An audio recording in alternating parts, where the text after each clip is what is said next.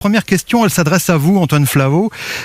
Cette campagne de vaccination qui débute donc demain dimanche de façon assez symbolique, on l'a dit, mais est-ce que c'est en quelque sorte le début de la fin de l'épidémie du Covid ?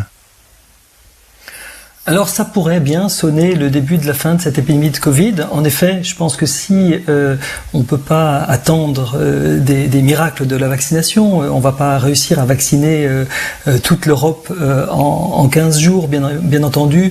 Ce qui est possible, quand on voit notamment les pionniers de cette vaccination, Israël, le Royaume-Uni, les États-Unis, on peut penser que assez rapidement, on arrivera à vacciner ces 20% des plus vulnérables, des plus âgés, qui finalement payent le plus lourd tribut à cette pandémie sur le plan sanitaire et qui font que les hôpitaux risquent à chaque vague d'être submergés et motivent le confinement et toutes les mesures que l'on prend. Donc c'est vrai que si ça change dramatiquement, je dirais, ce visage, ça sera quelque chose de très important. Mais cela ne nous épargnera pas une troisième vague ?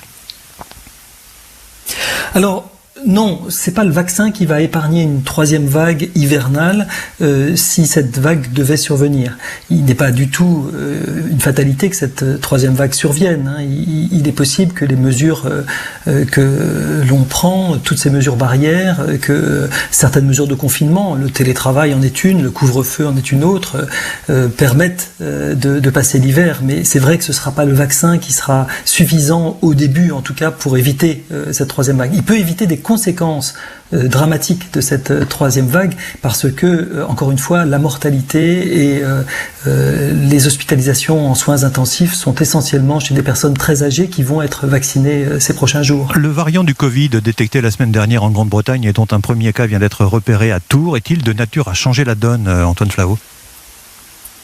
Alors, heureusement, tout le monde pense que non.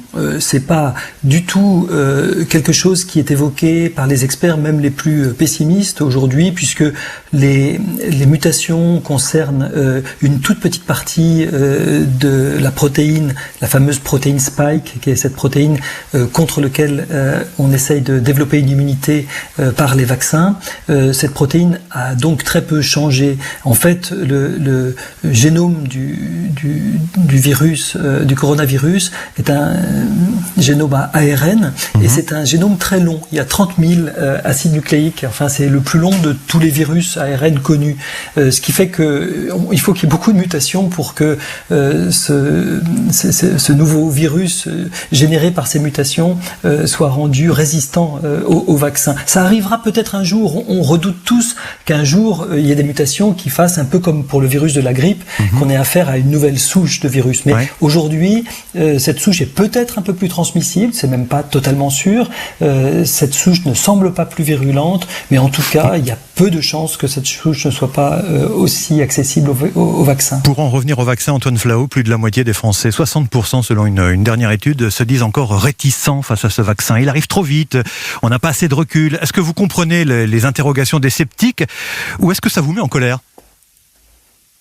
Non, ça ne me met pas en colère du tout. Je pense qu'il faut l'écouter. Je veux dire, s'il y a 50% des gens qui ne veulent pas ce vaccin n'est pas obligatoire. Ils peuvent attendre que d'autres le prennent. Aujourd'hui, il y a plus de 3 millions de personnes qui l'ont pris dans le monde. Il a un très franc succès aux États-Unis. Il y a beaucoup de gens qui sont vaccinés et qui n'ont pas d'effets indésirables nouveaux. Tout est rapporté de façon planétaire, on a une vision très transparente sur tout le processus, donc je pense que ce sera de nature à rassurer les gens. Puis, à la limite, ce qui est important aujourd'hui, c'est que surtout les gens à risque soient convaincus de l'utilité pour eux, parce que c'est eux qui en ont besoin en toute priorité. Je pense aussi au personnel soignant, au personnel des EHPAD. C'est eux qui sont le plus exposés. Donc, eux vont en bénéficier les premiers. S'ils ne l'utilisent pas, alors peut-être que d'autres personnes à risque dans le monde pourront l'utiliser. Et à la limite, on peut peut-être pas vacciner de toute façon toute la Terre dans l'année 2021.